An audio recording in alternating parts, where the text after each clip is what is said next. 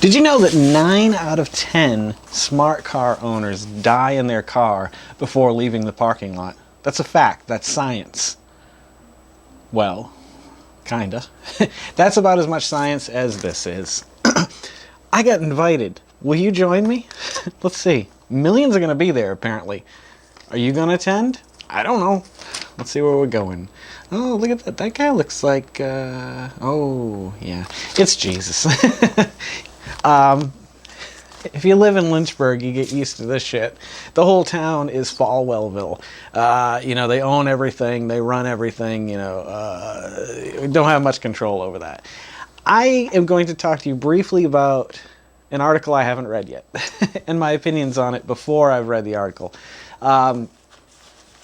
Oftentimes, I will just go right by the National Geographic because I just don't care. It's not one of the magazines that appeals to me. I got it as a kid growing up. I thought it was fantastic and phenomenal then. Just have no desire to spend time reading it right now. I think it's a great magazine, good publication. It's just not for me at this time in my life. This month now, however, Jesus, was the war on science. Now, they touched on a few things right on the cover, right off the bat, that I agreed. Wait a minute, what is that? Huh? Why would you include that? There's a division between the divisions that are being divided by those who would divide us, if you haven't figured that out yet. I'm not going to spend too much time on this. I want to be happy and smile and make you guys laugh and dance. I'm funny, Okay. Science versus nature. The National Geographic's War on Science, they mentioned a few things right on the cover. It was climate change. I agree. Our climate is changing. Bad things are happening. We need to reverse it as quick as possible so that maybe the next creature that spawns on this planet will have a better chance than we did. Because let's face it, it's pretty much done for us at this point. Isn't that smile, laughter? Ha ha ha, funny. It sucks. I don't like talking about this, but I felt so moved by reading the cover, not so much about these individual subject matters, but what they included under the war on science. Evolution. I agree. I saw that. I was like, yeah, this looks like a good article. I'd like to read this sometime. And it gets better and better. So the next thing was the moon landing. And I thought, that was the one that I was just like, what does that have to do with the war on science? Like, it doesn't matter. That's just foolishness. Like, yes, there are conspiracy theories that I believe that I think are true. That one is not one of them. You can talk to me till you're blue in the face. I'm never going to agree that we didn't land on the moon. And if I'm wrong, hey, I'm wrong. So, hey, what'd you think about this little thing here? Let me break this up for a moment. So you got gold, you got white, there's a translucent one, and then there's a silver one. I was actually going to get it for this camera to do this. However, I messed around with some of the settings on this camera, and it looks a lot better now, I think. Even with the bright white lights coming in on each side, I think the back lighting over here, I don't know. Do you care? If you have any thoughts on it or ideas for me with lighting, just let me know. But I'm working on it. Okay, so then they hit vaccinations, and I'm like, okay, because they're saying that people say that it causes autism. I'm not saying it does. I'm not saying it doesn't. But... and I'm not an anti-vaxxer. I'm certainly not an anti-vaxxer. I think a lot of the things that we get shots for it's a good thing. We've eradicated diseases, and we're keeping ourselves away from those diseases by continuing to take them.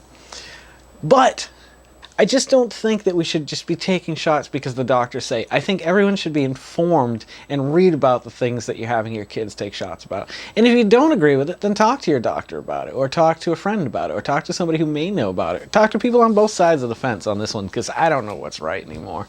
And the last thing that struck me is, okay, this is not right. GMOs. I'm very anti-GMO. I'm not saying that it's not a good idea to genetically modify our food for the future because we're running out of food. However, we no longer invest in small farms as a country. Like, those people just disappeared because of the larger major industries. So we don't have these thriving farms and families and communities like we had, 50 years ago because of the way we've changed things. But the fact of the matter remains is if we continue to invest in that, I think you would see America flourish. I think you'd see prices come down on oil and gas, I think you'd see, well, let's not even touch the oil and gas situation. We shouldn't be touching that shit anyway at this point. Our Earth is caving in. You don't think there's any coincidence about us taking all this fuel out that's kind of like the heart, the stuff, the glue that keeps it all together? That's just my thought on that, okay? All right, I don't want to talk about this anymore, I don't think. I disagree. I do disagree that GMOs and maybe even vaccinations shouldn't all fall under this umbrella of war on science. Now, is there a war on science? Maybe coming from the right, but it's because of their beliefs. And so when we war against their religion, you know what I mean? It's kind of, obviously, it's more productive to follow the path of science. But a spiritual life is very important to keeping, I think, a balance to this country. Because there's nothing wrong with having spiritual beliefs. I know a lot of people that believe a lot of different things, and they're all good people, and I hope that if there is a wonderful place where we go and we die, we all go there, we all get to hang out. Do I believe that? I'm not going to answer that. Oh... What'd you guys think about the Birchbox? I know people are watching it now. I had more fun doing that than maybe even the Loot Crate. It was just, it was a lot of fun. Just like, it was almost like improvisation, like where I had to, on the fly, come up with what is this product, what does it do? Like I didn't want to know too much about it. Unfortunately, most of them were sealed, or they explained it very well right on the front of the package. So I was just like, damn. I wanted to come up with my own theories about what this is and where I put it and shove it and stick it and smear it all over the place. Don't let your inner child die. All right. Did you check out Matthew Silver? What a guy, man. I have all the respect in the world for this guy. I have some bad news I have to inform you guys of, too. I'm having a very hard time finding Dr. Carl. I don't know where he ended up. In just a few moments, I'm going to take you over to that table, the table we were at last night, to do the unboxing of The Walking Dead Series 2 vinyl, which I promised 2 nights ago, and now I'm going to deliver, because when I say something, I want to stick to my guns on it. So, with that being said, I want to talk about 2 things real briefly. Spiritually challenged. Won't happen until at least May at this point.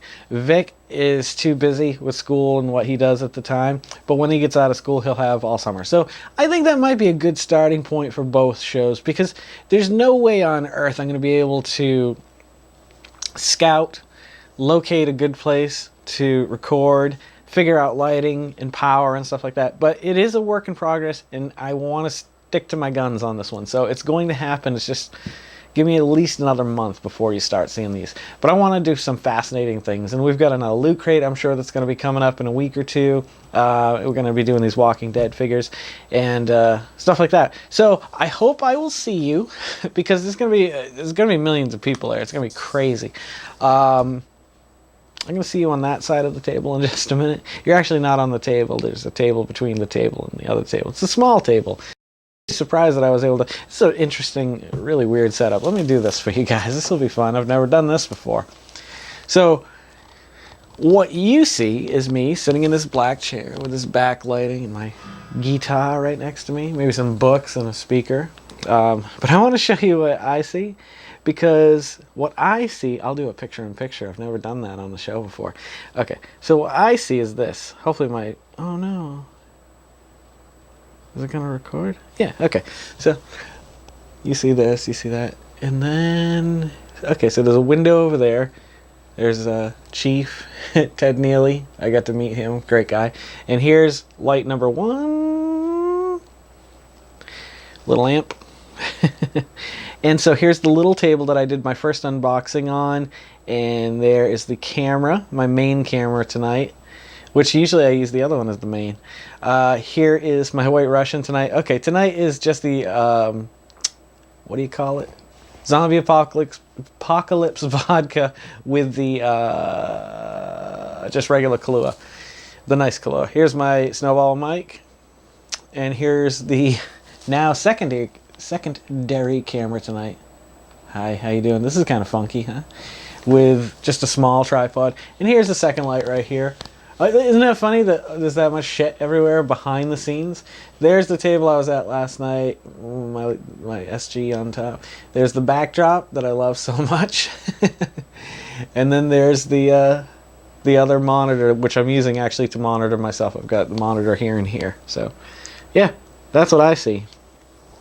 What do you see? All right, I'm gonna hop onto the other side of the table. I wanted to keep this brief and I wanted to keep it lighthearted, and I did my best. So I hope it was, and I hope you enjoyed it. If you did, pass it along to somebody who else might like it.